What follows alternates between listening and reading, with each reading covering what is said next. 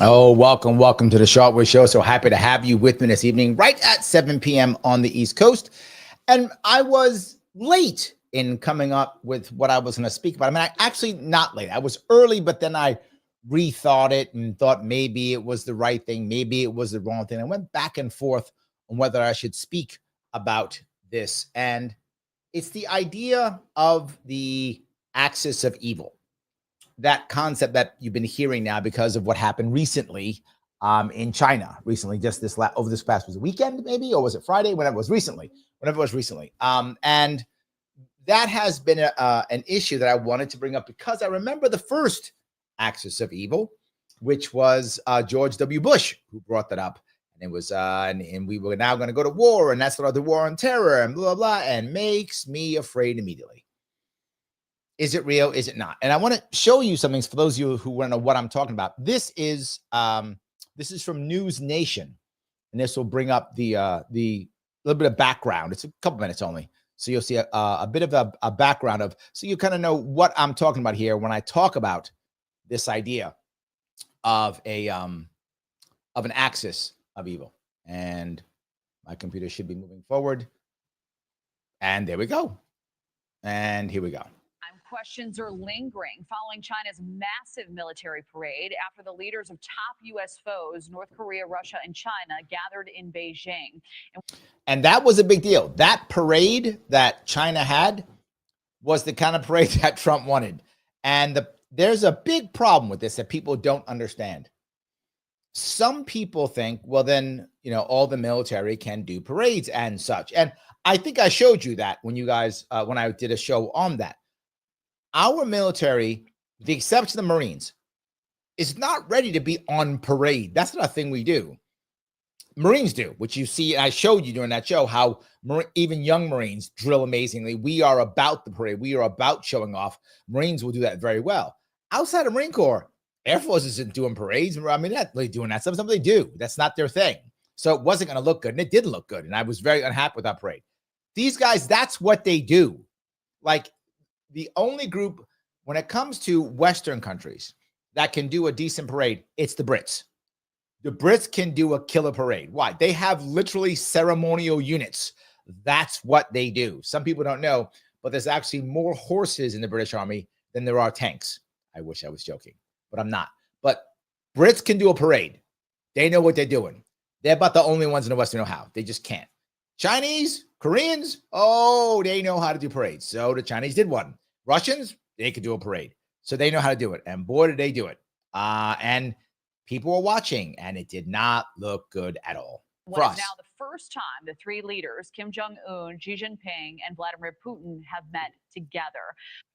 Now, here is why this is more important than you might think, right? You might be like, well, so what, Larry? These three dudes got together, whatevs, right? Whatevs.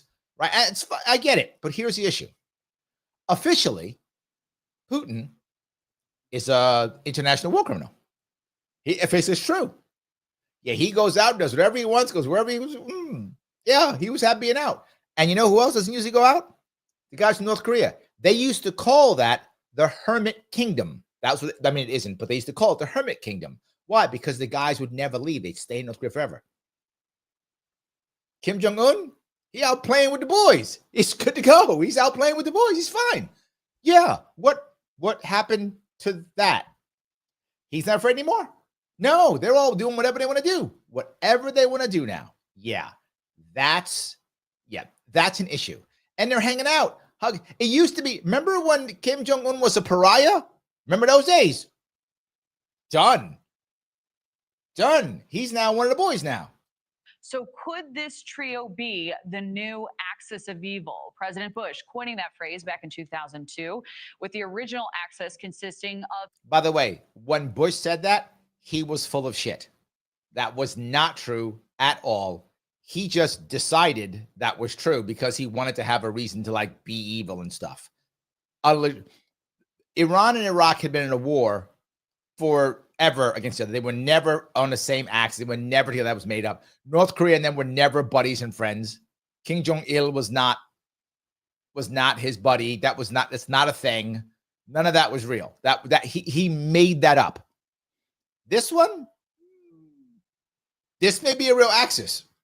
I'm just saying this may be a real alliance, is what I would say. This might be an actual alliance. The one before, that was made up. That was absolute. This one, but I'm also thinking, are the Iranians part of this too?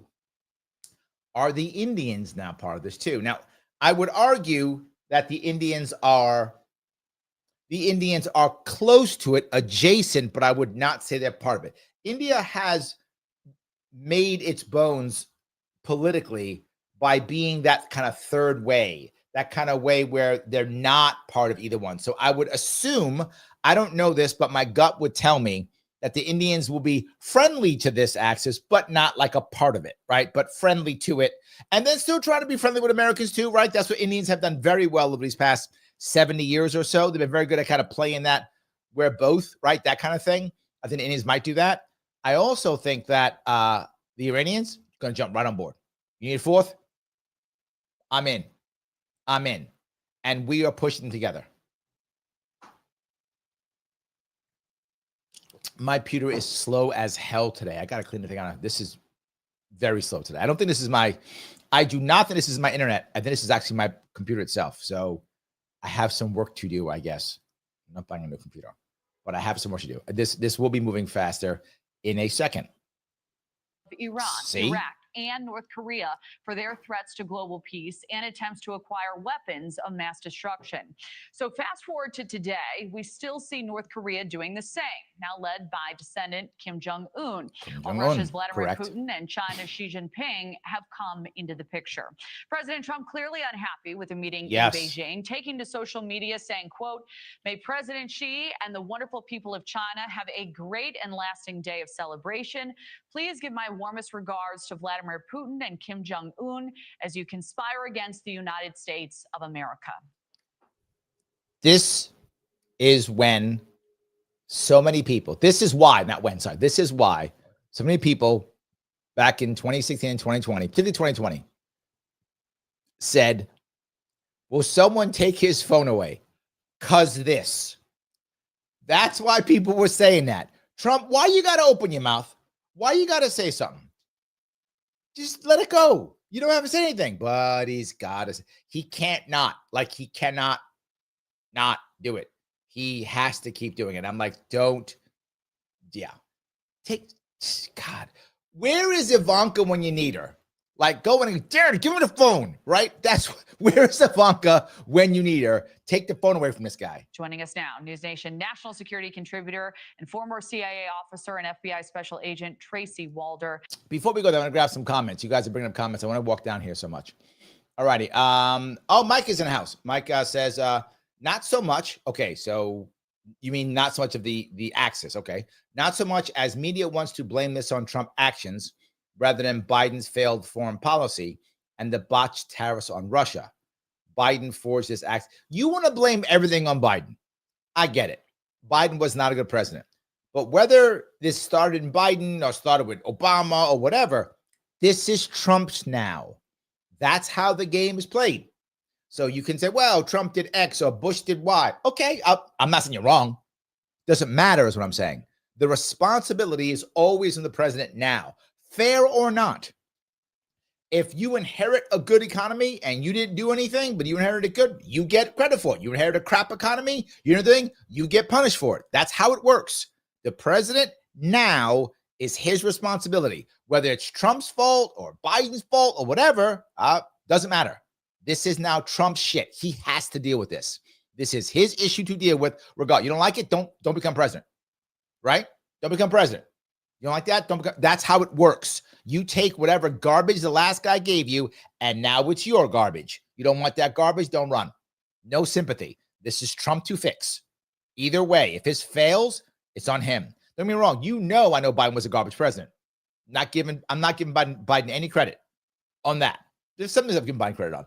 Not for this. His foreign policy was utter garbage. This is still Trump's. He's got to fix this, Mike. This is on him. He has got to fix this. And his actions so far have also failed. So far have also failed. Now, look, again, I'm one of the guys who I hope his stuff works. I do. I want the country to be successful. I hope all of Trump's stuff goes well. I honestly do. I've said it more than once. This is not looking good. And his current policies are failing. I hope they turn around, but they are currently failing. And this tweet shit he's doing is terrible. So, yes. Rick says, the acts of evil is attachment, aversion, and ignorance. Ooh. Rick, nicely done. Nicely done. Yes. All righty. Rick goes on to say, Rick has a lot to say tonight. Okay. No one believes they're the bad guy, and the worst believe they're the most moral of all. Yes. I remember seeing, what video was it? It was some video talking about this. And he was talking about the guy. I may have brought this up because I remember it's so good. It was, for those of you remember, if you ever seen the Quentin Tarantino movie, Inglourious Bastards. And in that movie, there's an Austrian actor. I've forgotten his name, but he plays I did not see that coming officer who's going after the people that they didn't like and is like hunting them down. And someone's interviewing this guy and going, you were so good at that. Like, you played that guy amazing. Like, you were believable. How could you be so good? How could you be so evil? Is what they said to the guy, the actor. He's like, oh, because he wasn't evil. What? To your point, Rick, he got into the mind of that officer with the armband and the funny symbol, that officer, and said in his mind, that guy's not evil in his own mind. In his own mind, he's doing the right thing. In his mind, he has fooled himself into believing that he is righteous, right? That he is righteous. And I think you're right. This goes back to, I think, probably the best part about the Superman movie series, the more recent one with the British actor who plays Superman, not the newest one, not that thing, the one right before that, when General Zod is involved. And when, for those of you who have seen that movie, when General Zod, when he loses all his Kryptonian people, right? Because Superman makes sure that you can't bring the Kryptonians back. And when that happens, he says something, I'm going to paraphrase, but he says something like, I was born to defend my people. He goes, they're my purpose. I'm paraphrasing. But then he says, every action I've taken, no matter how cruel, he says that, no matter how cruel, was always in the service of my people. So in his mind, even when he was being cruel and harsh for my people, therefore I am good. And I think you're right, Rick. We always think we are good. And then he goes to the next one. God, Rick, you got lots of going on today. He goes, we need to sincerely look at ourselves and ask the hard question, am I the bad guy? Yeah. Wow, you give me so many things. Yes. Many of you probably remember this. It's a joke from many years ago. Was it Kids in the Hall? No. It wasn't Monty Python. I forgot. It's some comedy group, and it's two SS officers on the Russian front. It's a comedy skit, but they're both of those officers, and they're going back and forth on what they're going to do and how they're fighting and such. And then one of them goes, look at all the stuff we're doing. And he's like, are we the baddies? Like, he has to ask himself, are we the bad guys? And he's like, the guy's like, no, of course not. We're not the bad guys. They're the bad guys. And he goes, well, look, we got the skull and the cross. Maybe we're the black. Maybe we're the bad guys. And the guy's like, no. Well, pirates have that. Aren't pirates fun? And he goes like, I didn't say we weren't fun. I didn't say we weren't fun. I was a comedy skit. He goes, but maybe we're the bad guys. Sometimes we should look and see if we're the bad guys. And there have been times when we were the bad guys. But let me be very clear about this. When we were the bad guys,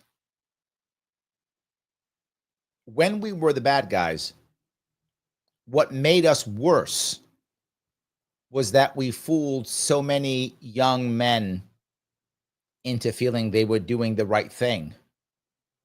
And they were doing the right thing, but for a leadership that was horrible and cruel. Like, when were we the bad guys? I will tell you, the invasion and occupation of Iraq, we were the bad guys. You can be angry at me, whatever. That's true. We were the bad guys. We should have never done that. That was a terrible, bad. Don't get me wrong. I'm not mad at the soldiers and the Marines who had to do what they had to do. They believed in the right thing. They were fighting for the right reasons, doing the right thing. I don't blame every German soldier who fought in World War II. I don't. Do I blame some of the leaders and some of the special S personnel? Yes. And you saw that in recent movies. They make a distinction between the two groups of people, the elites and the average soldier, right? The average German soldier who was fighting believed he would the propaganda. And I think, if I remember, you guys have been going down a lot of roads tonight. I'm not unhappy about this, but there's a book called The Forgotten Soldier by Guy Sayer, written many years ago. He was a half French, half German. And after the Germans invaded France, the propaganda was, well, now that the French have surrendered, the Vichy French are now allies to the Germans. Well, he was half German. So, okay, great. We're allies. So he joins the German army, thinking that he's fighting for Germany. And he spent most of his time on the Russian front. And the book is about him fighting on the Russian front. And during the entire time, the propaganda, he believes all the propaganda. He's fighting for the rights of Germans and blah, blah, blah, blah. It's not till he gets back after the war when he's like, everything was a lie. Like, he began to see at the end of the war, which is what the end of the war, you had so many Germans just completely surrendering. They were like, what are we doing? What are we doing? Early on, most average German soldiers believed they were fighting for the rights of Germany or whatever. They believed that stuff, right? Obviously, that wasn't what the war was about, but they believed that. So, wow, I walked on a lot of roads. Rick, thank you for that. That was kind of interesting. So, yes, Mike goes, America's not the bad guy. Oh, sometimes it is, Mike. I know you don't want to believe that, but sometimes we are. And I just gave you an example. We were 100% in the wrong for Iraq. I would argue Vietnam too. In the wrong both. Utterly in the wrong for Vietnam, utterly in the wrong for Iraq. In those two wars, we were the bad guys. We should have never invaded. We should have never fought. We should have let those countries alone. Things were worse because of us invading. We were the bad guy. We were the bad guy. And we treated our troops as such when they got back, and that makes us even worse. We were absolute bad guys in both of those two. So the axes created by Biden have been and are the global problem. You can't blame everything on Biden, dude. I know you want to. You can't. You just can't. North Korea, that wasn't Biden. North Korea wasn't Biden. Neither was Iran. That wasn't Biden. If anything, Iran was Carter, if anything, right? And maybe Eisenhower, right? Back in the day when we knocked over their democracy. So maybe Eisenhower, maybe Carter with his complete bungle of 1979, maybe that. But that's not us. Afghanistan, that's Biden. That's Bush. Iraq, that's Bush. Right? But Iran, North Korea, that's Eisenhower, Truman. I don't know what that is. That's not. Yeah. I mean, maybe Obama. Maybe Obama, depends how you look at North Korea. Maybe I could see Obama, maybe. But no, actually, that maybe you can even blame Bush for that, or even Clinton. I don't know. To blame Biden, I think that's just you're believing Republican propaganda. There's so many other presidents you could blame for that. Absolutely not true. So, all right, and we'll walk down a couple more of these if I can. All righty. Grab those guys. You guys are all here. I appreciate that. Yep. Mike says the first Axis was WW2, and Russia was part of that too. No, it wasn't. Russia was part of the Allies. The Axis powers was Japan, Germany, and Italy. Those were the Axis powers. The Allies were the Allies officially were Poland before they were taken out. Poland, France, and Britain were the Allies, if I'm not mistaken. Those were the Allies. Officially, the Netherlands, Norway, and Belgium were neutral until the Germans invaded. Denmark was also neutral until they were invaded. Finland joined the Axis. Romania, Hungary, and Bulgaria all joined the Axis not voluntarily, kind of voluntarily at the point of a gun. Vichy France officially after they joined the Axis. I think that's all for the Axis powers. I think Thailand, if I'm not mistaken, might have joined the Axis powers for a short time on the side of the Japanese. Maybe to avoid being invaded by the Brits and the Japanese. Maybe that might, I'm not sure about that. Maybe Thailand might have joined the Axis. The Allies, eventually, a lot of other countries joined the Allies. I think like Argentina or maybe like Brazil or something like that eventually joined the Allies after time. And every country that was invaded by Germany by default became part of the Allies. So, yeah, but no, Russia was not part of the Axis. Russia was part of the Allies.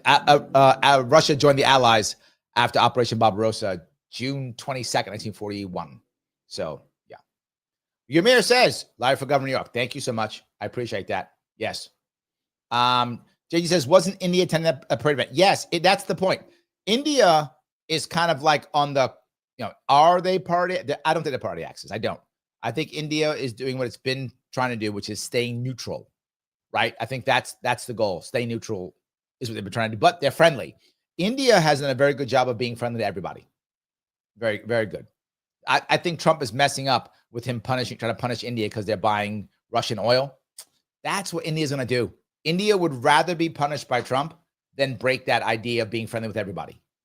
They'll just wait for Trump to get out and go back, and he should have done that. Or Rubio, whoever's idea that was, whether it was his or Rubio or Marco Rubio's, whoever it was, that was a terrible idea. India was never going to back down from that shit. They should know that. I knew that. They should know that. It's crazy. Patty says, humans thinking blowing others up brings peace is counterproductive. We are so dumb as a species. Yes, and I've said it before, I feel so bad, Patty, because when I was a youngster, 18, 19, I thought this way. I thought we could bomb people into success. I did believe that. And I was a Marine, and I was ready to do it. Yes. So, yeah. Anyway. All righty. Let's see here. I grabbed that one already. Phil says the boys are back in town. Yeah, they kind of are. That's true. All right, let me keep going a little bit more of this if I can. Tracy, it is always wonderful to see you. I wanted to start with your reaction to this parade. These three nations coming together. Should this be taken as a threat to the U.S. and other global allies as well? Well, thank you so much for having me, Kelly. It is great to see you as well. Yes, let me tell you what I'm more concerned about. I'm actually more concerned about the weapons that were on display. Now, this part is, she's very savvy for saying this. The weapons that were on display were a big deal. In fact, it was such a big deal, there were multiple people who did videos just specifically on the weapons that were on display. And people walked down each weapon to explain, this is what this one is, this is what that one is. And the Chinese government went to YouTube and tried to pull all of it down. I'm not making that up. The Chinese government was like, what? Shut up, this stuff. The Chinese government has actively been petitioning to YouTube to pull these videos down. That's actually real. People have had to put it on their own Patreons, put it on their own, on their own websites. They've had to put these videos on other pages because YouTube has been pushed by China to pull these videos down. She's right. And it's savvy of her to know this. A lot of people aren't talking about this. Everyone's not talking about this, and they should be. The style and the type of weapons that China is showing is a big deal. Why? Because Ukraine-Russia war. Because Gaza. Because that's what the new wars are looking like now. So are you ready for it? Is America ready for it? The problem is America may be ready for it, but doesn't look like it at all. And that's a problem because looking like it matters. At this parade, I don't think it's surprising, to be completely honest with you, that China and Russia and North Korea and even Iran, I'll just throw them into the mix, are friends and are kind of conspiring to create this new world order. It's something I've talked about for a very long time. So I'm not necessarily surprised by that. However, one of the things that we have had working for us for decades, to be completely honest, is the lack of modernization of China's military. But now, she's correct in this one too, right? And in reality, the lack of modernization, because China was always saying to itself, well, we can't match America's technology. That's the past. They were saying we can't match America's technology, so we will match America in amount, right? We will be able to overwhelm with amount, that there is quality in quantity. There was a saying during the Korean War, when the Chinese came across the Yalu River in 1951 to fight and push back the Americans who had pushed the North Koreans out and were going to reunite South Korea as one big Korea. They had two sayings. One was, as they got volunteers and non-volunteers to come across the Yalu River, they said, if your neighbor's house was on fire, would you not go to put it out? That's how they motivated people to go fight in North Korea.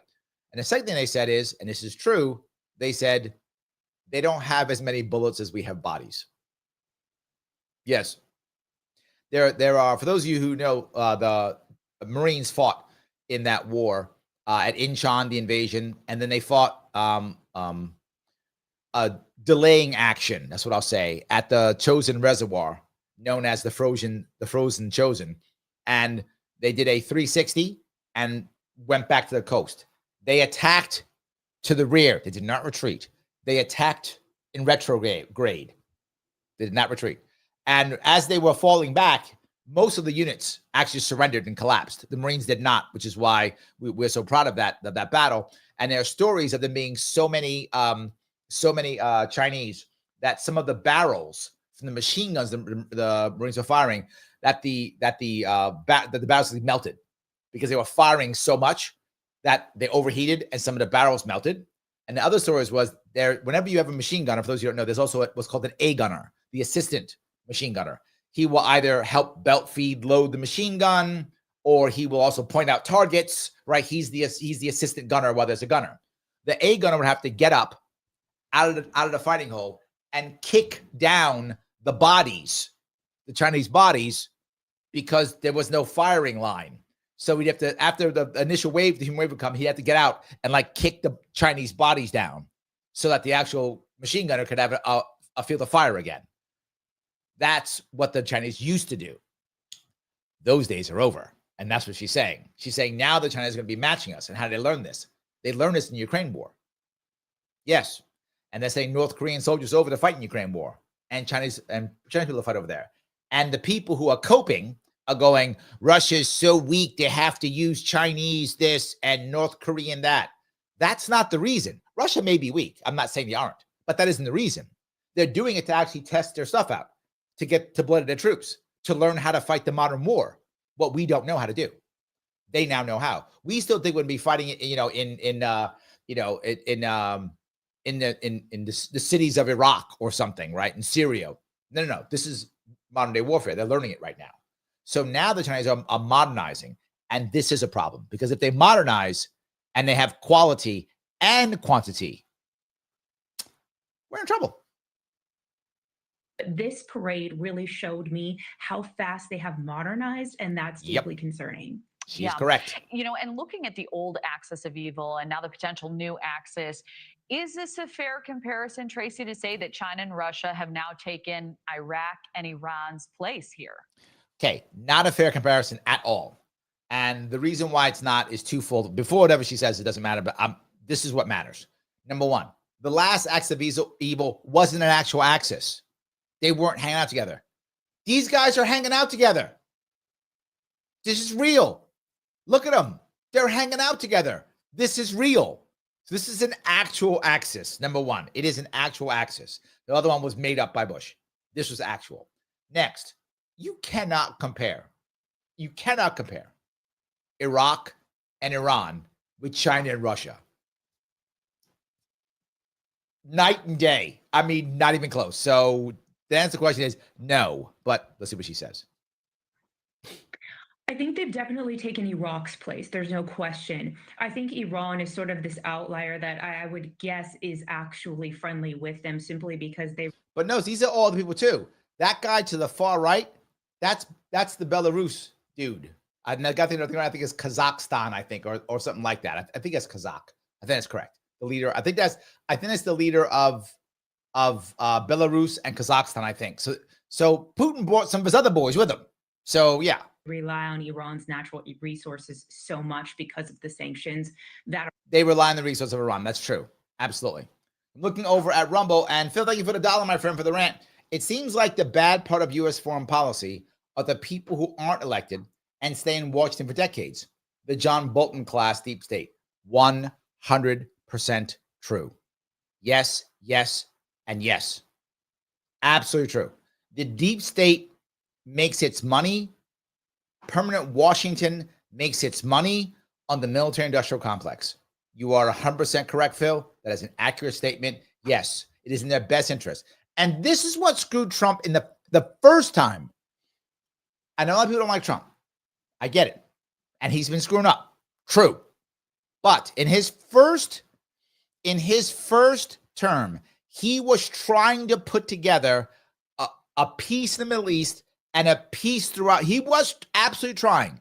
And the problem is he did not understand what you just said, Phil. He didn't get it. He thought, I'm super smart. I'm Trump. I could push through this. And he hired too much of the swamp.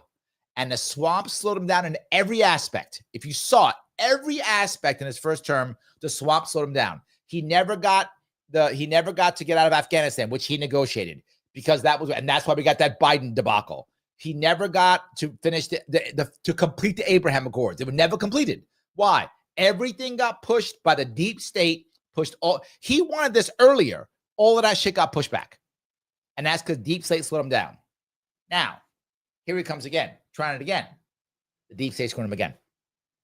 Faster than before. You're right. Screwing him again. Now, my worry is he's going to fall for it. That's my worry. That's what I'm scared of. I hope I'm wrong. Not looking good. I've been these last couple of months, when Trump first came aboard, I was much more optimistic about it. I was much more optimistic, more hopeful that he would do better things, that things would go well. I was much more hopeful. Only thing I didn't think was going to happen was end the wars, but I thought he'd be moving towards. I was hoping he'd be much closer to ending the wars than he is. I was hoping that. Not going that well at all. But look, I want to give the benefit of doubt. I'm hoping by next year we'll see changes. We'll hope. It's not looking good. That's what I'm going to say. So thank you for that. RIT Borg says, especially since China has stolen all of our technology, they probably have all the same things we do. Accurate. In fact, she will mention that. You are totally correct, RT. That's true. China has been stealing a lot of our stuff, and they can make it faster. So yes, it's a problem. So you're totally correct. That is also an accurate statement, and I hate that it's true, but it is. So yes. Rick, thank you for becoming a member. 8 months, my friend, brother. Thank you so much. Smack the like button, like barbecue, on your lips. Do that. He's right. Smack him. Do that. Click that button known as Lima India Kilo Echo if you like what I'm saying. And I know you do. That's why you're watching. So click the button known as like. Do that if you would, but something more. I'm going to ask you for more. Rick asked for a lot. I'm going to ask for even more. Even more from you. What do I want? I want you to share this someplace right now. Repost this someplace right now. For those of you who like what I'm saying, for those of you who know that I give you interesting concepts, interesting ideas, and a good back and forth, and you like our community, it has to grow. It has to be sustainable, and it has to grow. I want people to say, Larry, can you bring this guy on, bring that guy on? Not if I don't grow. Larry, can you go on this show? Can you get on that show? Not if I don't grow. People who are content creators, people with personalities, they care about numbers. And you might go, it doesn't matter. To them, it does. To me, it does. It does. It matters.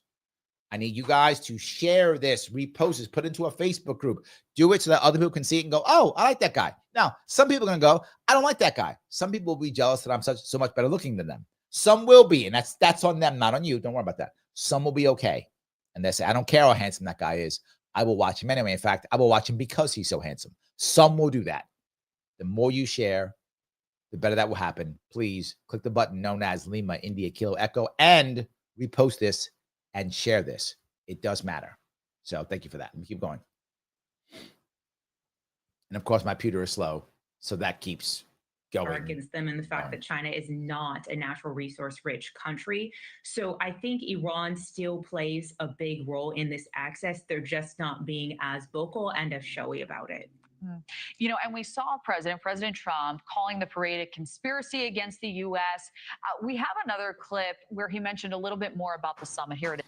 I don't think this is a conspiracy against the U.S. I think what's happened here is the U.S. has put its prerequisites on everybody, and they just went, we'll go our own way. This. I understood the reason they were doing it, and they were hoping I was watching, and I was watching. My relationship with all of them is very good. We're going to find out how good it is over the next week or two. So these, I don't know what he's saying there. Sometimes I wish he would say nothing. Just say nothing. Go, oh yeah, great parade, and walk away. Yeah, no, it's yeah. statements, a bit contradictory. Do you believe the relationships between the U.S. and these countries is still, quote unquote, very good? And what do you anticipate happening throughout the next weeks, as the president had just mentioned? I don't think our relationship has ever been good. I'm just going to say that and to be very honest. But obviously, I'm not sure that's true. I think we've had better and worse relationships with all those countries individually. I don't think we've ever had it like where all of them were good. But I think we've gone back and forth on decent relationships here or there. The problem is we don't do it good enough, right? That's the issue. Rick says, this is more of an accident of involuntary organ donation. These guys are talking about living to be 150 via transplants. That's true. It was a hot mic. It's true. But there are futurists who have said already that the person who will live to 200 has already been born. Now, how do they know that? I don't know, but they have said that. So there are futurists who right now believe that through things like organ transplant and creating, artificial organs and such, that we can live to be 200 years old. Is that true? I don't know. Are futurists saying it? Yes. Do these guys believe it? Obviously. So yes, they believe it. So you might be right. You might be right. Who knows? Mike goes on to say, India wants to be Swiss in Asia. They try mostly to be all things, all sides. Yes, and relatively, Mike, they've been good at it. I mean, they've made mistakes, obviously, but relatively, they've been pretty good. They have been pretty good at that. And it's done well for them. It's done well for them. Phil's over on Rumble. Thank you for the $1. A pet theory: sending the Navy near Venezuela will be like the USS Maine or Gulf of Tonkin. Oh, yes. Yes. USS Maine, yes.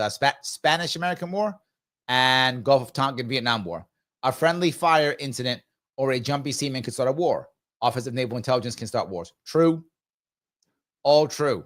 I could see it. And again, we start with there's an axis of evil, and then this happens, and see, it was Putin all the time, or whatever. I could see that. That is my biggest worry about this, is that while it is an axis, is it an axis of evil? No, it isn't. They're not evil. Even though I know people go, oh, Chinese are evil. Right? They're not evil. They're doing what they think is in their best interest, which may not be in ours, right? I'm not saying that what they want is necessarily what we want, but that doesn't make them evil. Why would you even say that? So we can bomb them. Remember, you have to have the one-word story so you can dehumanize. I bring this up often, right? The one-word story so you can dehumanize, and this becomes evil. See, they're evil. Therefore, we can do bad things to them. Therefore, we can harm them. Therefore, we can be bad to them. This is why I'm concerned about this whole idea. If you want to say, well, there's a new axis against us. Okay, maybe it is true. These people are now starting competition. True. That's obviously accurate. But are they an axis of evil? No. Bush made that shit up in 2002. And now whoever's saying this is making this up again. I don't think Trump said it. I don't think Trump made this up. But Trump will jump on board if it helps him, because, of course. But I don't think Trump's been saying this. This has been the media making this new acts of evil, making what was already bad from Bush even worse. Well done, media. Well done. All right. See if I go down here. More of these. Okay. I see here. I got it. All right, I see it. All right. Oh, I got some more people here. Okay. Oh, is Yan back with a new thing? I think Yan is with a new thing. He's funny. Yan, you gas yourself up, man. You're funny. The surface for, I guess, diplomacy purposes, we act like it's good, but we have never trusted each other for decades, for half a century, if not even more. So this isn't necessarily surprising to me. What I do see, and what I think will be interesting, that there's been some discussion about, is whether or not Putin will use one of these countries to help broker a deal with Ukraine, leaving Trump out of it. Because this is what Trump is most bothered by. This is what Trump is most worried about, more than all of this stuff. I don't think Trump believes that whatever China is going to invade America. I don't think he thinks that Russia's going to conquer whatever Poland. I don't think he's worried about that. I mean, I don't think those are going to happen, but I don't think he's worried about that. I think Trump is more worried that Russia says, hey, whatever, Turkey, will you join our little axis here and negotiate a peace with Ukraine? Hey, China, will you negotiate a peace with Ukraine? Right? Whatever, that kind of thing. I do think that's a concern because, as I said, the guys next to Putin were like the leader of Belarus, the leader of Kazakhstan. I think that's the leader of Kazakhstan, if I'm not mistaken. Right? Those are the leaders who were there. Well, Kazakhstan is just a neutral country that no one thinks they're fighting in Ukraine. I mean, it's probably Kazakh troops in there, one would assume, but there's no one's talking about it. So you get the leader of Kazakhstan to broker a peace, right? Both former republics, right? Ukraine was a former republic of the Soviet Union, so was Kazakhstan. So you put both of those two together, and boom. That I think is where I doubt he could do Belarus. Belarus is just too tied to Russia. Kazakhstan is tied, obviously, but nowhere near as close as Belarus is. So I mean, maybe Belarus literally means white Russia, so it's actually still Russian. The Rus slaughtered Russia. That's what Russia is. Ia means land of. So Russia or Russia is land of the Rus, who were a Viking tribe that came from Scandinavia and moved into that area, the Rus, and became Russia, land of the Rus. That's where that comes from. That's why in Germany it's Russland, land of the Rus. Anyway, so Belarus is just white Russians. So that's literally what it means. Anyway, I'm yapping away. The Kazakhs are not Russians. They are Central Asians, which are basically, they're Turkic people, like the Turks are. So you might find that would be a thing that he'd be worried about, because then America would be pushed out. Oh my God, we can't have that. What happens with the guarantees? Do the Europeans want those guarantees of Ukraine? I don't know how much you believe it, but Putin said, you believe what you want to believe. Putin has said that he is okay with Ukraine joining the EU, just not joining NATO. Is that real? If that's true, do the Europeans turn on Trump and go, wait a minute, you'll broker it and join the EU? Okay. Because they would call that a win, right? They would say that's a win. Again, assuming that Putin would do that. I don't know if he would. He has said it. So we'll see if that's true or not. So anyway, let me grab a couple more of these comments if I can.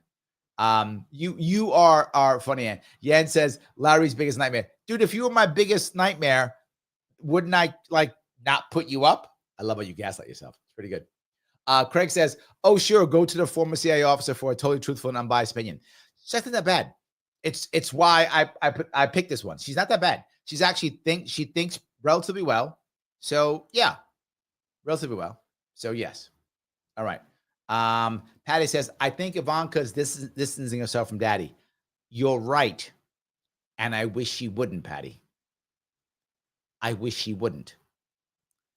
And I know people think I'm crazy when I say it, but if anybody can talk sense to this man, it's his daughter. He loves her. He respects. You can see it. He loves and respects her. If she shows up and goes, Dad, stop. He goes, what? Someone else goes, Mr. President, stop. He goes, shut up. Right? He doesn't say that to his daughter. Right? So the oldest daughter has power. I know. Mine has power over me. So I know. That's how it works. So yes. All righty. Let me keep going down here. Craig, how are you? He says, Craig blames everything bad on Biden and takes credit for everything good. True. And my point is, regardless, if it's on his watch, he is both responsible, he gets both credit, and he gets blame. His watch. That's the issue. So Mike says, given it's Trump's issue now, but to blame him for it puts him behind the 8 ball and disadvantage. Dems have sabotaged several foreign policy actions already. I guess. I don't know if it matters, though. I mean, maybe, but so that was going to happen anyway, right? I mean, yeah. Phil says, oh, Christoph Waltz. Thank you. Yes, that's the guy. That is the actor. Thank you, Phil. That is the actor from Inglourious Basterds, the Austrian actor who plays that very special officer. Yes, that's it. All righty. Yes, Mike. That Mike Yep did also. Yep. Yeah. I didn't. Yeah, I'm going to post what Craig said. I'm not going to say it, but yes. That is correct. Yes, Phil says that's one of the parts he's trying to figure out how to say bingo. He goes, that's a bingo. Is how you say it? And then the guy goes, no, it's just bingo. Okay. It's just bingo. Yes. All righty. And then Craig goes, yeah, we just say bingo. All right. You guys remember that. Perfect. That was good. All righty. I think this is Yan. It says Scarps. I'm not sure. He says, Larry, capitalism bankrupt in years. And he goes, why people mock? I don't mock your English. Maybe some people do. I don't mock your English. I don't mind. My mother, her native language wasn't English. I don't mock people's English. It's not a thing.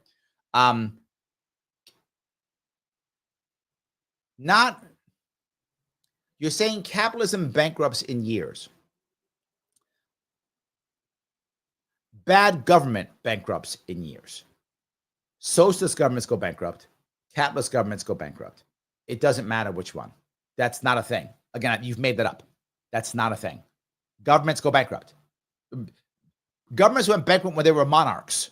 Monarchs would go bankrupt, right? So whether it was a monarchy, whether it was, basically the Soviet Union went under, basically.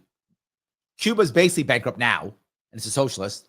So, and New York City went bankrupt, and it's capitalist, kind of socialist too. So yeah, Detroit went bankrupt. So look, it happens. It's because of bad leadership. It does not matter if it's socialist or not. It's bad leadership. That's the issue. So yeah, I don't see. I don't see where you're going with that. So Nick says, all we do is get involved in puppet wars for Israel. They own most of our government. They've been behind virtually every war for centuries. Whose are acts of evil? The centuries of media tell us to hate. America has been gone for a long time now. Evil men run the world. Well, that sounds terrible. I don't want that to be true. I want you to be wrong, Nick. There we go. I can't say you are wrong. I want you to be wrong. How about that? Yan says, I'm sad all day, literally. I am sorry to hear that, Yan.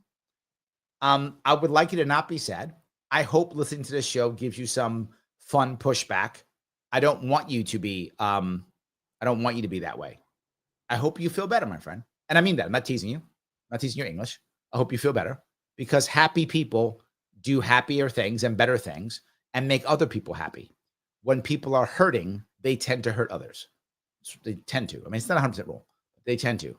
And then they can become self-destructive. And I don't want you to become self-destructive. So I hope you're able to find some happiness. As a general rule, remember something, brother. There are 3 things that someone needs to be happy. 1, they need to feel respected. 2, they need to feel loved. 3, they need to have purpose. And I would ask you, Yan, if you feel sad every day, ask yourself which one of those 3, or which 2 of those 3, or all 3 of them, are you lacking? Do you not feel loved? Do you not feel respected? Do you not have a purpose? You're missing at least one of them, if not all 3. And it doesn't matter what I think. It matters what you think, right? It's irrelevant what I think or anyone else in this chat thinks. What you think is the key. You decide if you do not feel loved. You decide if you do not feel respected. And you decide if you don't have purpose. Whichever one you're missing or missing, begin to move forward on those. Try to find those things and generally look to the people around you to try to find them. If you don't have them, literally join in with people who you care about or who your family are connected to, and jump on their stuff they're doing. That will give you the beginnings to get moving to find your own. And you should move forward from there, brother. I hope you start feeling better. So yes. Craig says, Iraq, agree, was against from the beginning. Yep. Libertarian Night goes Afghanistan as well. I think we became the bad guys in Afghanistan, but we didn't initially begin. I think almost everyone believed, the people going into, that they were hiding bin Laden.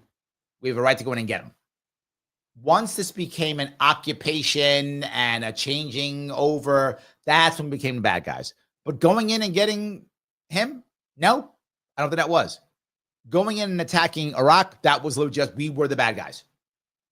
No way around it. Yes, absolutely. So yeah, I would shift on that other one.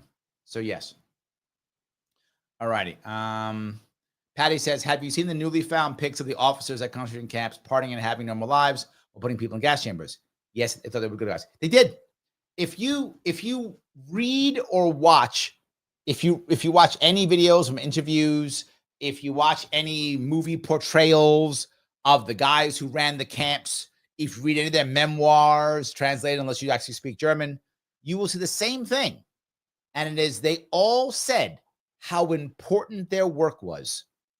They honestly believed what they were doing was good and righteous. They did.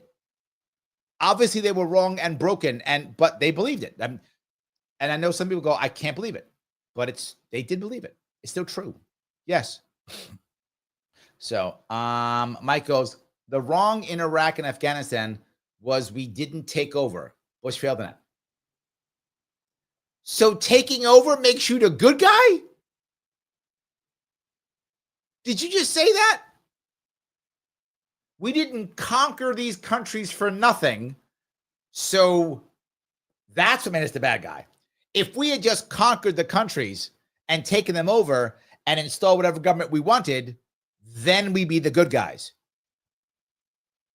What you're describing, Mike, is literally the bad guy.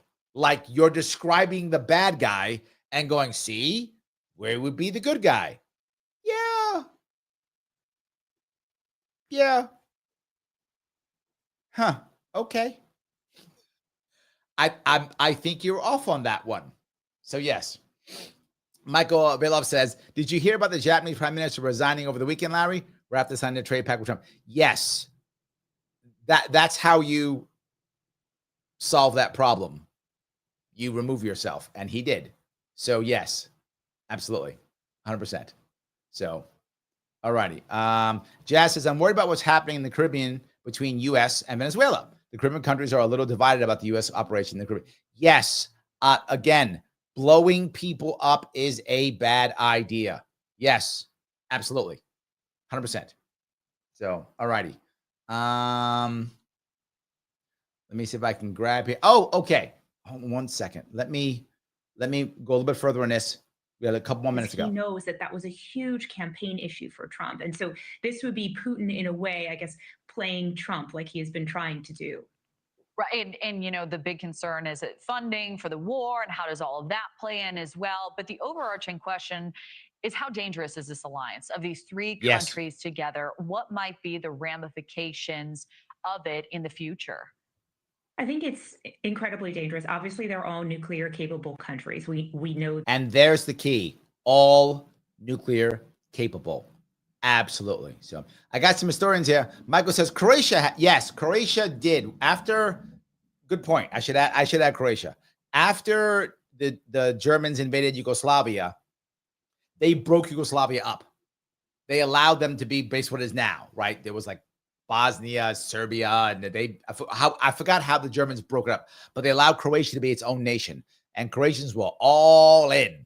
They were like, yes, we are joining the Axis. They were. Some of the others did not. So Mike says, Ottomans, dude, Ottomans didn't exist during World War II. They were gone. The Ottomans were finished off after World War I. There were no Ottomans. Mustafa Ataturk had already taken over Turkey. Turkey was a modern nation. There was no Ottomans. That wasn't a thing. That was already gone. Ottomans did not join the Axis in World War II. They joined in World War I. World War I, they were the Ottomans. They joined, but it wasn't called the Axis. It was called something else. There wasn't an Axis. They joined, it was called the Central Powers. In World War I, it was called the Central Powers. And Italy was not part of the Central Powers. Initially it was, and the Italians turned and joined the Allies. The Central Powers in World War I were Italy, Austria-Hungary was a separate nation, Romania, and the Ottoman Empire. Was it Bulgaria? I forgot. Romania or Bulgaria. I forgot which one. Maybe Bulgaria. One of those two joined the Central Powers and the Ottoman Empire. World War II came around. The Turks were neutral during the entire war. The Turks never joined the Axis, never joined the Allies, even though they were aligned maybe philosophically with the Germans more than anybody else. There's a large Turkish population in Germany from the Central Power days. That was true, but they never joined either side. And the Spanish, who were also fascist, never joined the side. They never joined the side. It's not true. Russia did join the Axis. Turn up. No, Russia did not join the Axis.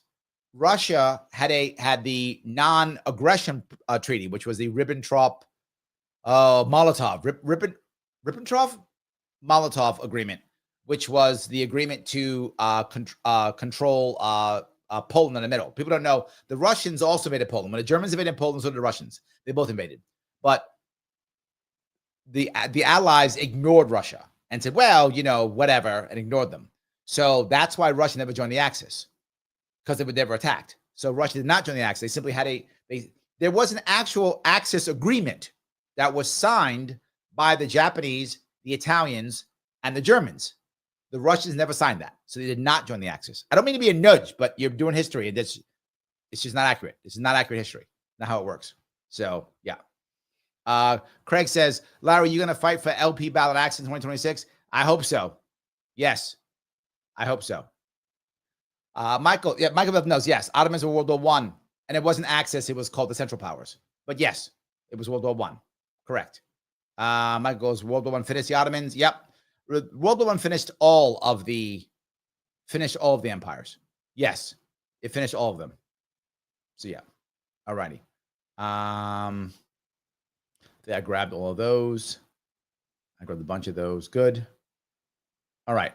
John says Russia was actually Germany's ally early on and even invaded Poland with Germany. Yep. Side note, 800 Polish soldiers held off 40,000 Germans until they ran out of ammo. Yeah, I'll give you a couple things. The Poles actually fought better than people say they would. There's an old picture of Polish cavalry charging German tanks.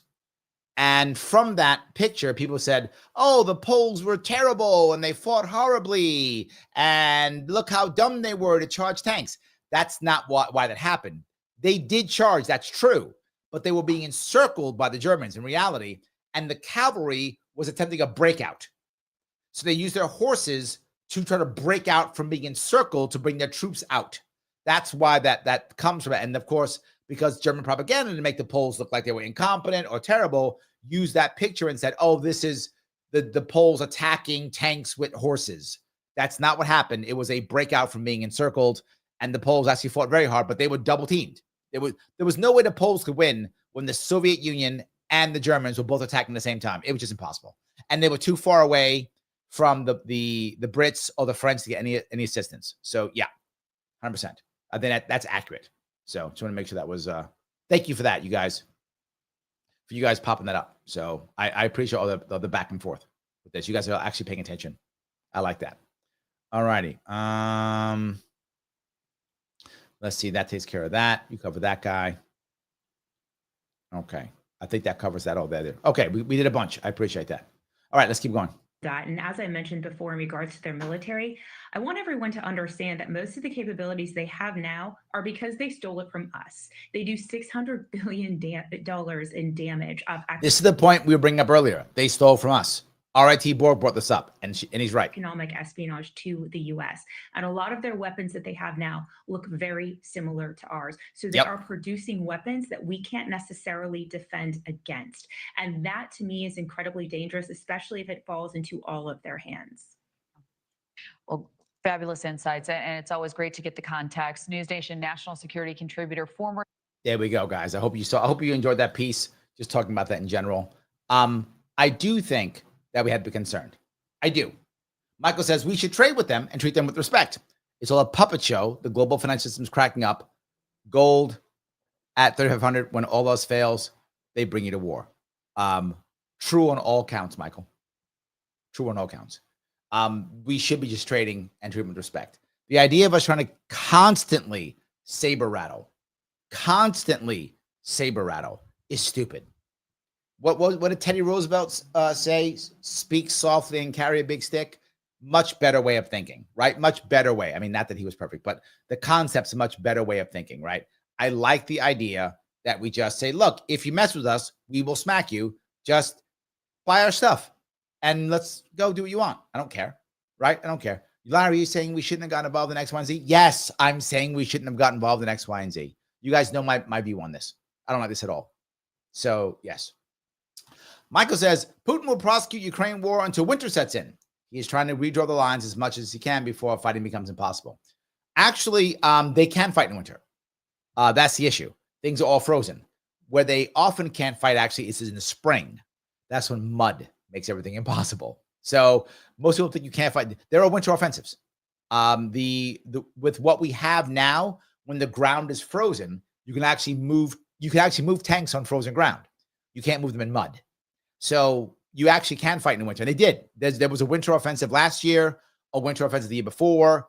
There have been winter offensives in this war because once everything freezes, you can move. The problem that they have is drone warfare, right?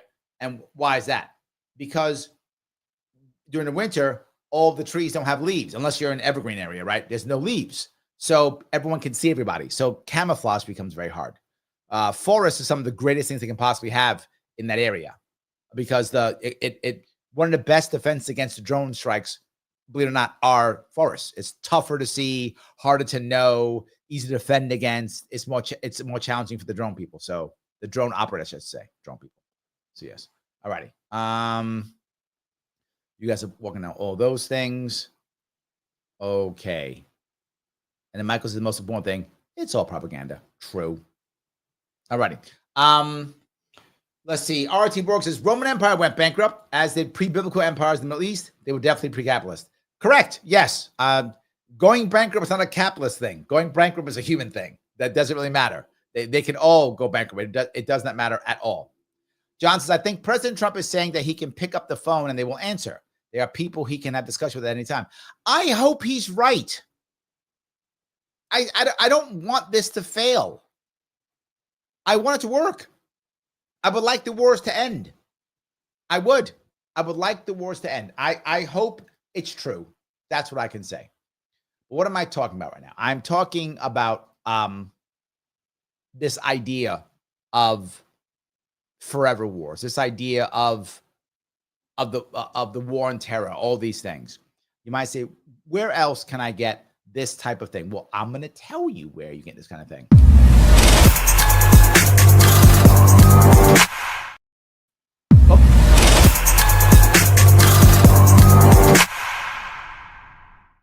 Civil, yes, you can. You can get it on Civil if you want to. You can head over to Civil if you would, and I'll show you one of the ones that I enjoyed. There are many of them, but this is from years ago. This is the point that I love. This one's actually from 2 years ago.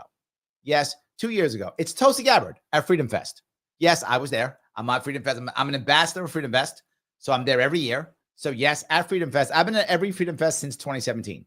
So I go to all of them, and she was talking about this idea. Listen to what she has to say. Tulsi Gabbard has to say 2 years ago. Such a critical and important time. I'm grateful that you have taken on this most critical cause of defending our freedom. We took care of it. We did it. We hear the Star-Spangled Banner. We read the words on the page. We talk about America, the United States of America, being the land of the free and the home of the brave. Yep. But unfortunately, we are at a place and time in this country where increasingly our freedom is being called into question. Yes. And in some cases is being directly undermined. Yep. And it is the Democrat elite in Washington and the permanent establishment of the war machine made up of people from both political parties, yep, who in their blind pursuit of power are doing all that they can to undermine our individual rights and freedoms. All in the name of combat and war. All in the name of freedom. All in the name of bombing this and bombing that. All garbage. Tulsi was right the entire time. She's right. She was right. She was right back then. Let's hope she can keep doing it. And I hope so. But she's right back then. This is what you get on Civil. This is what you get at Freedom Fest. This is what you get. These types of things, what people are talking about, what matters, why they think. It's all here on Civil. Head over to civil.com. And when you join up, here's the best part about it. When you join up, upper right-hand corner, you're going to see like a little green spot. Click that button. And when you click it, put in the code Larry, Larry. You get $25. You get 50% off. It's $25 for the entire year. The whole year, $25. Yes, not for 1 month. The whole year, $25. Every single show, I show you something cool on Civil. There's always something cool on Civil. If you're like, man, I want to be as smart as Larry. You can't be, but I want to be as smart as Larry. I go on Civil, watch some stuff, learn some stuff. You can be. You can't, but you can be. Absolutely. So go ahead and go on Civil, and you can be super smart. It's that easy. It's that easy. Civl.com.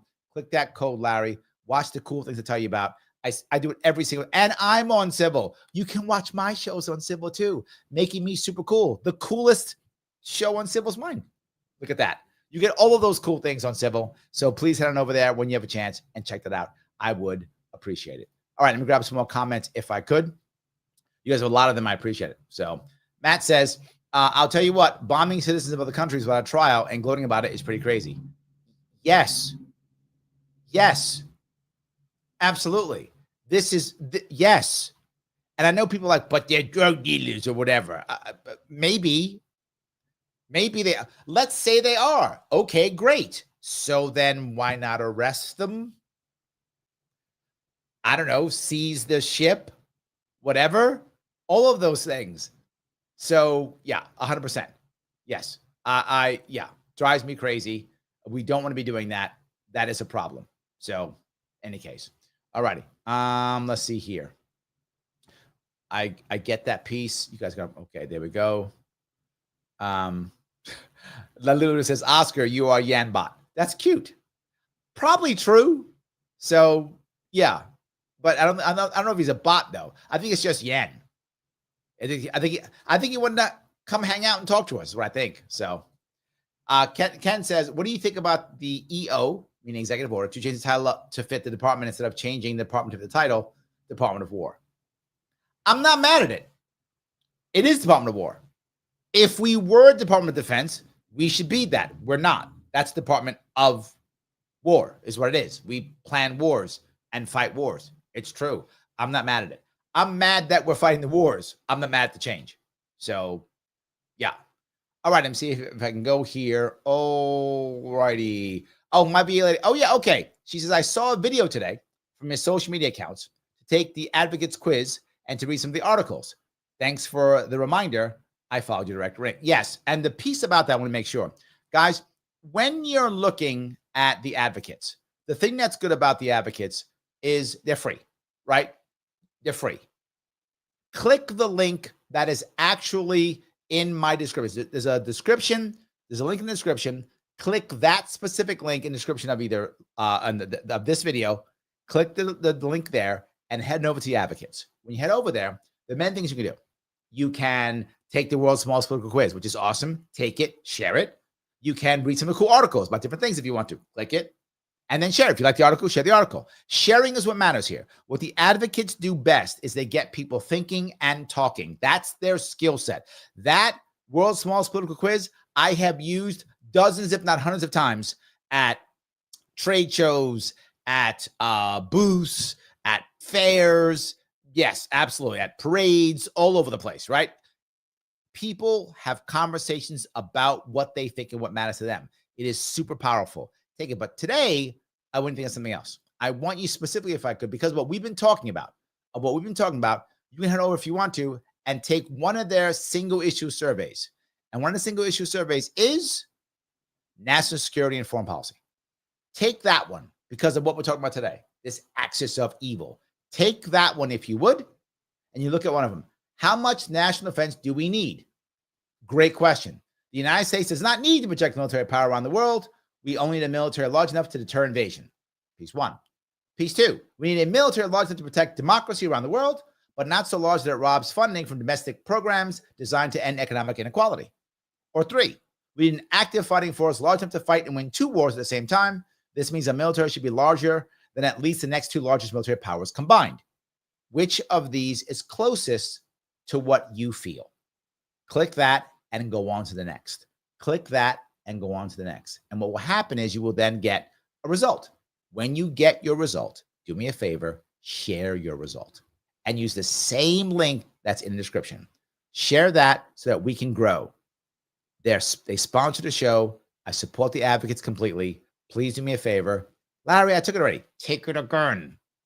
Take it again and share it. Share it on your social media. It matters. If we don't share it, this place doesn't grow. I want us to grow. This is free. I'm not hitting you up for $25 this time. I'm hitting you for nothing now. Just some time. It does matter. Please help out. Thank you guys. I really appreciate it. All right. Let me keep going if I can. And of course, you know what I'm always asking you to do. Keep joining in. So I do appreciate that. So yes. All righty. Let me walk down these roads here.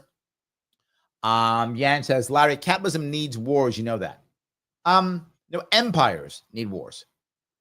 And I know you keep saying capitalism, but the Roman Empire, which R.R.T. Borg mentioned, was also an empire. It wasn't a capitalist empire. It was pre-capitalism. And it required wars. It's an empire. The British Empire was capitalist, required wars. Chinese Empire, Egyptian Empire, these are all empires. Empires require war, not capitalism. I know you want to blame capitalism for everything. It's just not accurate, my friend. It just is not accurate. It's not that. So yes. All righty. Let me go walk down some more of these if I can. So many. I do appreciate all of these, the back and forth. I do. All righty. Matt says, socialism will make me sad for sure. I'm not sure about that. I'm not sure about that. People can be happy under socialism. People can be happy under anything, right? People can be happy under anything. They absolutely can. So, yeah. Shan says, fiat currency bankrupts. True. Fiat currency and devalued currency, which are the same. Both of those do. Absolutely true. Yes. So, Andrew goes on to say, I'm surprised Ayatollah didn't get the invite to China's Pride Parade. I'm pretty sure, didn't the president get invited of Iran? I think they did, right? I think so. I think that's true. I think he did. I could be wrong. But, Iran, they're part of this crew. They're absolutely part of this crew. Yes. Michael says, government corruption and corporate partnerships are not free market capitalism. True. Absolutely true. Yes. Absolutely true. All righty. I'm going to grab a couple more of these if I can. I appreciate all the back and forth. So Shannon says, winners write history. Yes. That is why we look at, most people, not everyone, not everyone. Most people look at the USSR and Stalin as far better than the H-man with the mustache. And both were horrible. And Stalin was actually, he had more time, but also responsible for more death. So, but he also had more time. So, yes. Phil says, World War I ended the French and British empires. They just didn't know yet. True. Yes, true. I would argue that Afghanistan also ended the Russian Empire, if you can call the Russian Empire an empire, if you could. The Soviet Empire, if you could call it the Soviet Empire. I'm not sure you could call it that. That might be a stretch. But I think the Afghan war, their Afghan war, not ours, their Afghan war ended the Soviet Empire, if you want to call it an empire. I think you could argue that it was, but maybe you could argue it. World War I also ended, obviously, the German, the Russian, and the Austro-Hungarian Empire and the Ottoman Empire. Those obvious. It also ended the British Empire. World War I ended all the empires. Some people, again, to your point, didn't know it yet, but they all ended. And then one empire popped up. Ours did after World War II. So there we go. All righty. That's mine now says, he can call himself Ronald Reagan if he wants, but he'll always be Yan to me. See that, Yan? People love you. Look at that. People do love you after all. They do. All right. Matt says, damn it, did Yan get banned again? Yes. Yes. Absolutely. Yes. So, okay, let me grab some more of this if I can. Oh, so many. I do love these. You guys going back and forth without me, which I love too. That's great. Master says Democratic leaders from both sides of it. No, at the time when she said that, Biden was the president, so Democratic leaders were actually doing the stuff. So when she said that, she said Democratic leaders because they were in charge at the time, and then she said the deep state from both parties. So she was actually attacking both sides at that time. But at the time when she said it, the Democrats were in charge. That's why she said it that way. It might have came across kind of weird, but yeah, that's why she was saying that. So anyway, okay. Hope that makes sense. All righty. I'll grab some more of these. I do appreciate all of these. Liberty says, that Liberty Lady says, you also do not have to put your email address in for the advocate's website. You could see how some could get turned off from the site and not share their results because it's not clear about. Yeah. If you want your results emailed to you, so you have them physically, You have to put your email address in. If you want to be on their list, so you get their cool emails once a month, which are good. I get them. They're good. You should do it. I get it. Put your email in. But you don't have to. You can just click and you'll get your results. In which case you'll have to screenshot it, which is fine to screenshot. And then once you're done screenshotting, go ahead and share the screenshot. Both work. I don't care how you do it. Just please do it. I don't care how you do it, but yes. Michael says, Soviet empire was ended by Reagan's arms race. They bankrupted the Soviets. Yes, but the arms race, yes. But the, what's the piece I would say? The Afghan war showed how broken it was and also made them more open to actually acquiesce. You're correct in that overall, and I know people get mad and they say, well, it wasn't just Reagan. True, but my point earlier stands. It happened on Reagan's watch. Reagan was absolutely going out of his way to make it happen and was absolutely one of the most pivotal presidents in the arms race. I mean, again, it happened for a while, and it was on his watch, and so he gets credit for it, and he should. And he should. Reagan gets credit for ending the Soviet Union, and he should. Again, admitting that he wasn't the only guy who fought the Cold War, true, but he gets credit for it, and he should. I'm going to sit here and say it's Trump's for this. Yeah, I got to give it to Reagan when it was, yes, I'm consistent here. And again, but it's something else, though. Reagan actually did work hard to do that. He was very aggressive in making it happen. So people who don't like Reagan, and I get why people don't, I understand it, but who don't like Reagan will always try to diminish this about him. They will always try to act like, well, he wasn't the only one and blah, blah, blah. And again, it is technically correct, but Reagan should get credit for ending the Soviet Union. He should. And yes, 100%. That's something he should get. If Trump ends these wars, he's credit for it. If he can't end it, it's his fault. Either way, he's the president now. Fair or not, whatever the case may be, fair or not. Just bringing that piece up. So anyway, I thought it was interesting. So Michael Gray says, I thought only Congress could declare war. One would have thought that, but no, that's not how that works. Yes, absolutely, 100%. So Mike says, big if, Trump or any president near term breaks the trade between Russia, China, and Iran, then the ideologies of each will drive them apart. They're together to spite America and talk about sanctions.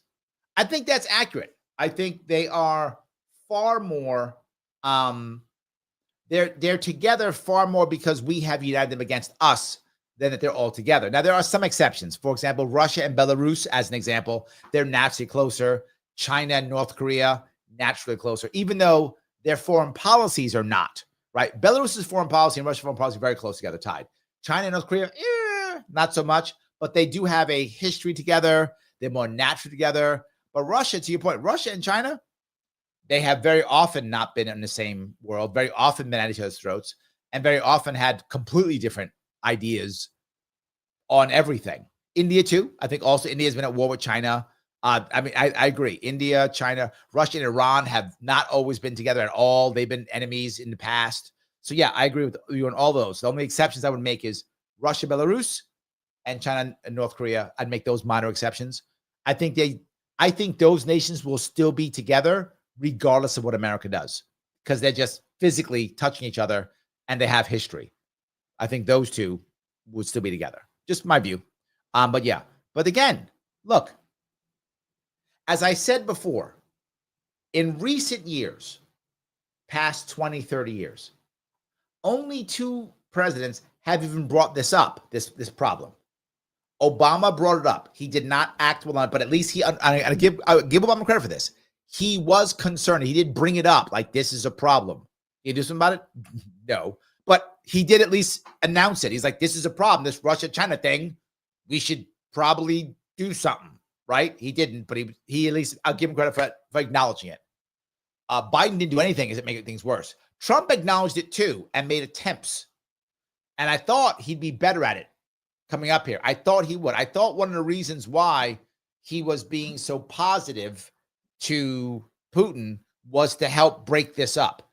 I'm not sure that worked well at all. So, yeah, I'm not sure it did at all. So yeah. All righty. Michael Avelov says AUF. Yeah, that shit they made up. For those who don't know what an AUMF is, that is an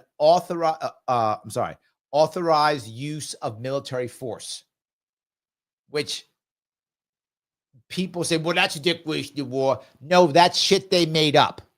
You don't get that. This should not exist. Declare war or don't. Yes. Patty says, I just realized how much I like when you and Mike agree. When you don't, it's like when parents fight. That's good. That's good. Yes. That's very good. Yeah. That's funny. So yeah, well, you know what? I may bring Mike on this week. I was talking about it today. I might bring him on this week. So yeah, maybe we'll grab, maybe he'll be back on again. So Michael says Russia also is a border with North Korea. Keep Russian interests tied to China and the Sea of Japan. Yeah, they do share a border. I agree, right? Russia and China share a border. China and India share a border, but they're North Korea is almost like a junior partner, and Belarus is almost like a junior partner. Then to be forward, North Korea is far more powerful than Belarus is because it's, of course, nuclear power and also has twice the population of Belarus, maybe 3 times, maybe twice, maybe 3 times. I think twice population, if I'm not mistaken. So yeah, absolutely. Mike says Obama laughed at the threat of Russia when Romney brought it up. Romney was a joke, but Obama was massively wrong. No. I'm he wanted to pivot. In theory, Obama wanted to pivot east. He did not do a good job of it, but that was his concept, pivoting east. He did not. He actually mentioned, Obama did, that an alliance between China and Russia was a bad thing. He just didn't do anything about it. But he did actually mention it. He was unable to pivot east or didn't want to or change his mind or was sucked in by the deep state, whatever. I don't really know why Obama didn't do it, but he did talk about it. Rhetorically, he was good on the subject. In action, he was not. And I don't know why. Did he change his mind? Was he corrupted by somebody? Was it all bullshit? Any of the above. Rhetorically, he was better than Bush and Biden rhetorically. In action, he was no different than Bush or Obama or Biden. No difference. Only Trump was actually trying to make that happen. And as of now, he has failed. I hope he doesn't, but he's failed too. So anyway, I've yapped away.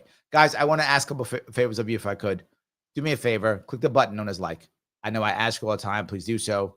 Please share this. Repost this if you would. It does matter. If you haven't followed me yet on Sharpe Way, please do so on Sharpe Way YouTube. Make sure you subscribe. Subscribers matter. The more subscribers I get, the more people watch. It does matter. If you haven't followed me on X and Rumble, please do so over there too. It matters tremendously if you can do so. Please do so. It does matter. I'm looking over here, and speaking of Rumble, I have Phil here. Phil, thank you for the $1, my friend. We don't need troops all up in Djibouti. I like that, in Djibouti. We have armies in places the American forces don't even know. Our debt payments are eclipsing military spending. Dave Ramsey, your president. There we go. I like that. He cut our spending. We'll start saving some stuff. I agree. I don't want troops all up in Djibouti. For those who don't know, Djibouti is a small country on the Horn of Africa. So, but anyway, thank you for that. I do appreciate that. That's cool. Yes. Josh ends it perfectly. End the wars, end the Fed, end the empire. How could I possibly end the show on something better than that? I can't. So guys, do me a favor. After the show's over, please comment after the live. And I want you to comment on, what do you think about this axis of evil? Is it real? Is it not real? Is it a joke? Is it just made to make us scared? Is it unreal? Please do so. Remember that this is not live. You're going to see 2 videos pop up. And when they pop up, do me a favor, click on one of them and watch right away, please, 8 to 10 minutes. Mr. Rhythm, Algo, loves it very much. I will see you all very soon.